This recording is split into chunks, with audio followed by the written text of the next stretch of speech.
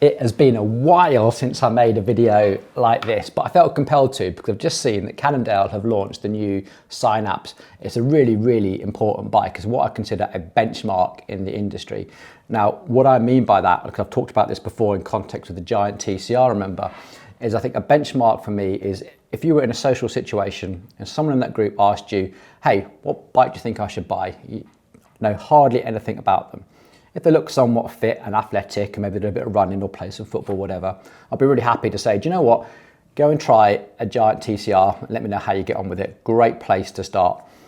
Now, if that same person said, you know what? Trying to lose a little bit of weight, get out in the evenings and maybe enter some work charity rides. Do you know what I'd say?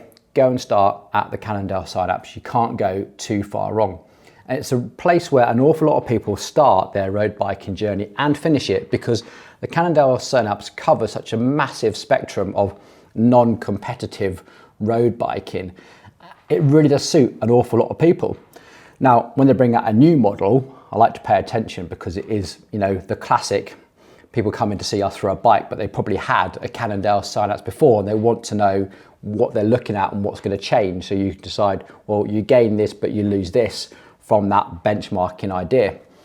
So Cannondale in this new model have changed an awful lot and some of it is very progressive. I like where they're going with it. The geometry, for instance, is really, really pushing things in a certain direction and they've taken that endurance idea, but they've definitely modernized it. Whether you like that or not, I don't know, but they've done some really cool stuff here. So to start off with, the geometry, a long wheelbase. Nearly every size in the range is over a metre long. They really are going for the stability at speed.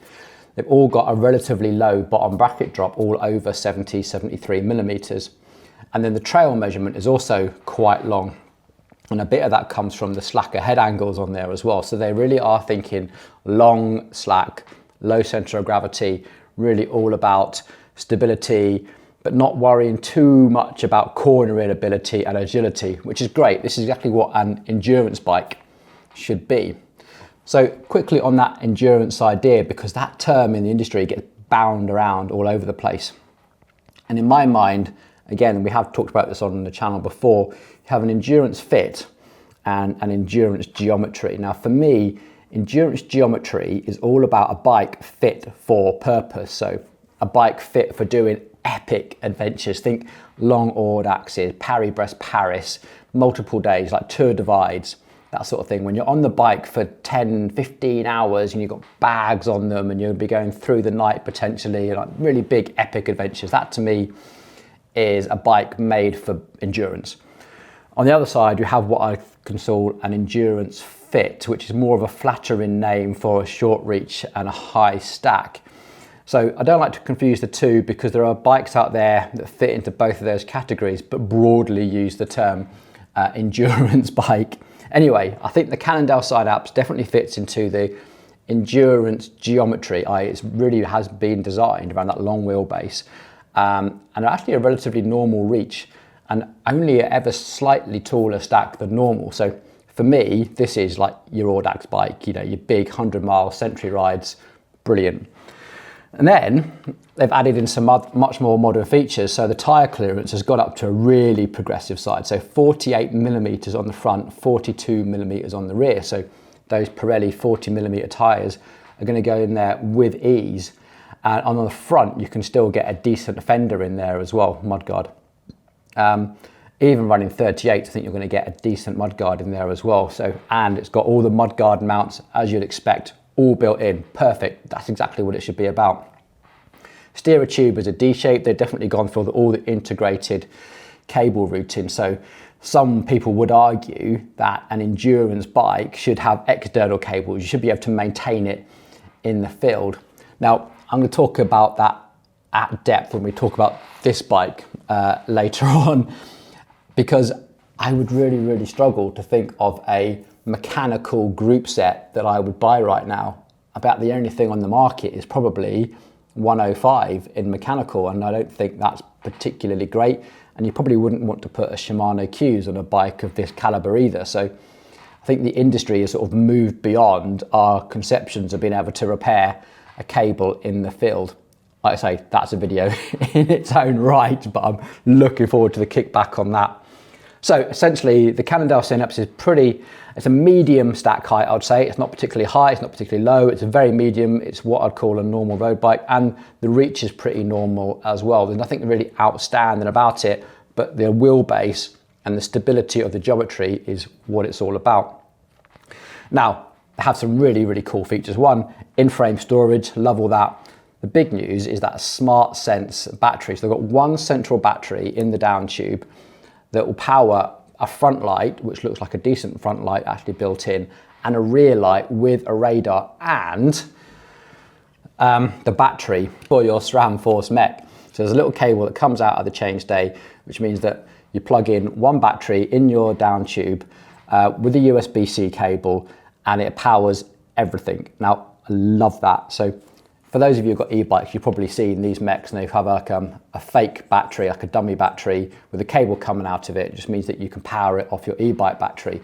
This is essentially the same idea, but you've just got one central battery that powers your lights and your rear mech. Brilliant. I love that, because something like the Cannondale Synapse should be all about convenience. I almost think about it as being the anti-Zwift bike. It's the bike where you get home from work, you want to grab your bike, grab your kit and just get out and ride. You don't want to be worried about like where all my spares are to pump tires up, or is my battery charged, and where's my Garmin, and where's I got my lights. It should be, come in, getting out for a ride, I want everything ready to go. And the idea of just plugging one cable in, like, yeah, well done Cannondale, I've been waiting for that. It should just be a lovely smooth ride, comfortable, really convenient, and I think should be an awful lot of fun. And I think from what I've seen of the numbers, it should actually do that. So brilliant. Now, the negatives. There's a couple of things. One is probably the bottom bracket. Now, they've gone to a BSA bottom bracket, which is unusual for Cannondale because they've always been known for doing funky stuff with the bottom brackets. And they've been putting BSA bottom brackets on a lot of things. I'm not convinced this is the best choice. I don't think it should be press fit. I think it should be T47. The reason is I'm going to show you the felt bike we've got downstairs, because when you've got very wide tyres, you need to do something with the chainstays. So this is a felt breed gravel bike, but this has pretty wide tyres on, and this uses a T47 actually asymmetric. So on the non-drive side here, the T47 is actually internal. If I just switch around here on the drive side, you can see it's got an external T47. Now, the reason is on this side, you can get a big beefy chainstay, but over on this side, the problem with doing that is that you then suddenly get restricted with your gear ratio choices, because this starts to impact here. So by going for this setup, open yourself up to quite a lot of opportunities for lots of variety in chain sets, but also some big thick tyres. I think one of the problems that Cannondale have had is restricting this down to a 42 on the back, but a 48 on the front, is because they've chosen to use a BSA bottom bracket, and they've run into these difficulties with tyre width, chainstay length and chainring compatibility. The other thing is this picture here from Warren's interview, Warren's review, you can see the ceramic speed bottom bracket, and you can see how it overlaps the end of the frame, a bit like the Colnago. My honest opinion, and I might be wrong on this, is that this is probably going to be the next big scandal in the industry, is these bonded in threads starting to debond and rip out, because you just don't have the face supporting that bottom bracket. If you've introduced a fulcrum with all that pedaling load, I do think there's going to be something in there that either pulls them out.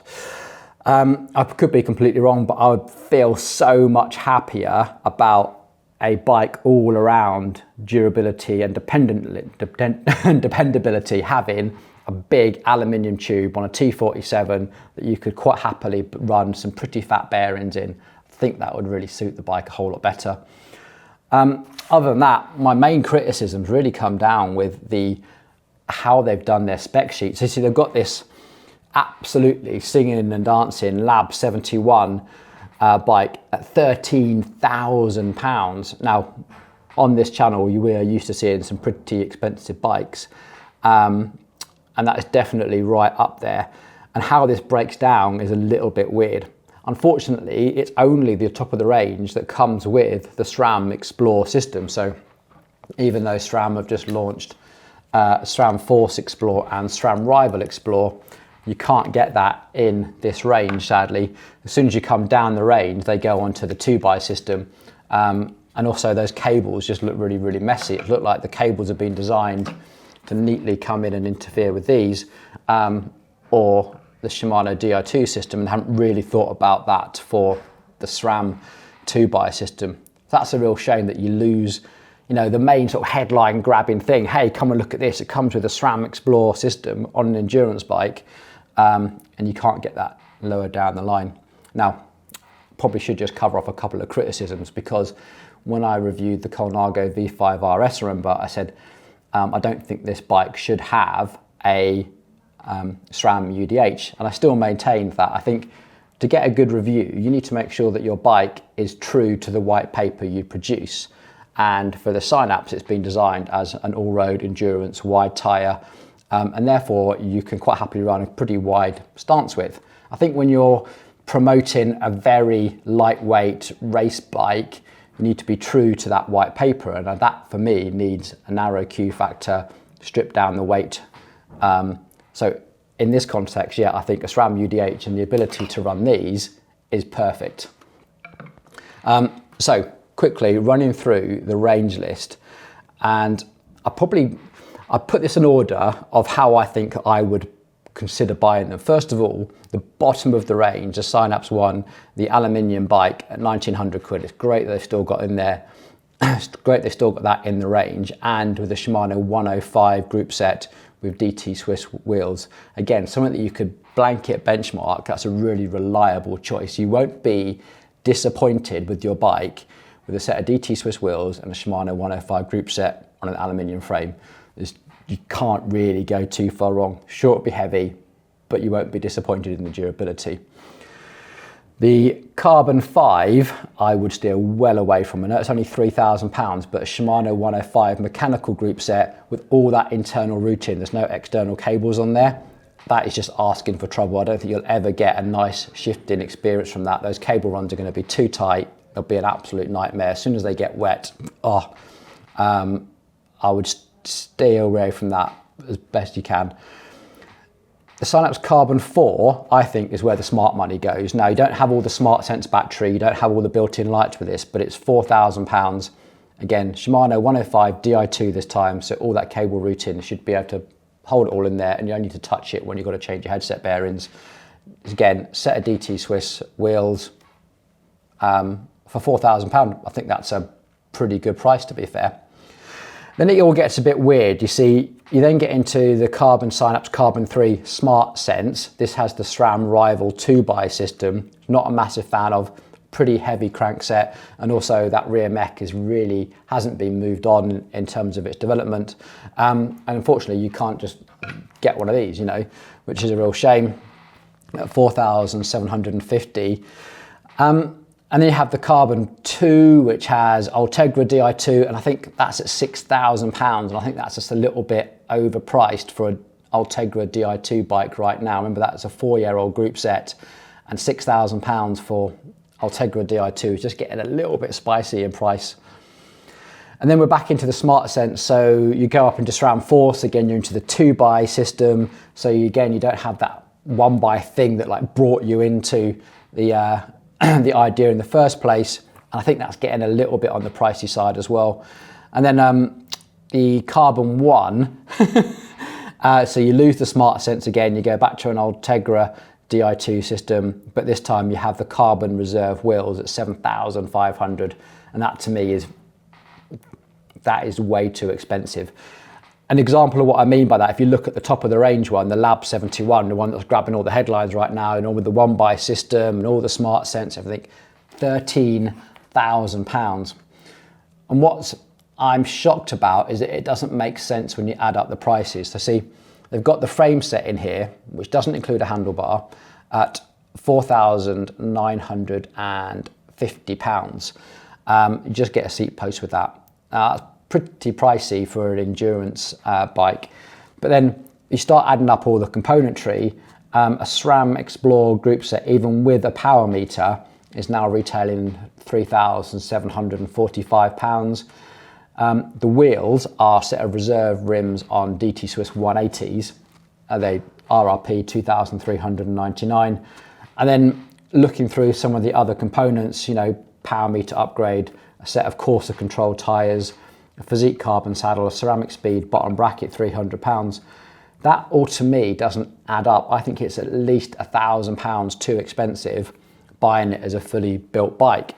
And I think you could, at that level, easily build a bike that's more suited to you, with all the right crank length, with the right saddle that you want, the right handlebar width, for cheaper than what you could buy it off the shelf. And that kind of goes across the range as well. They all seem to be a little bit on the expensive side compared to what you could buy all the componentry separately. Sadly, they don't allow you to buy a non-Lab 71 frame set, which is a real shame, because this would be a bike, just be a dream to custom build, because you could do something really tailored to you and your needs, and you could actually build it one by with a more sensibly priced rear mech. So there we go, interesting. Love the geometry, love where they're going with it. Love all the smart sense stuff and the built-in storage. It looks great as well. I think it'll be a really, really popular bike, but yeah, just pay attention to those prices and those specs. All right, hope you enjoyed this video. If you did, please get down in the comments. Let me know what you think. Were you looking at this bike? Has it been helpful to you? And yeah, get involved in the comments. Like I say, a lot of the time, the comment section is way more interesting than the video itself. So looking forward to reading them. Cheers.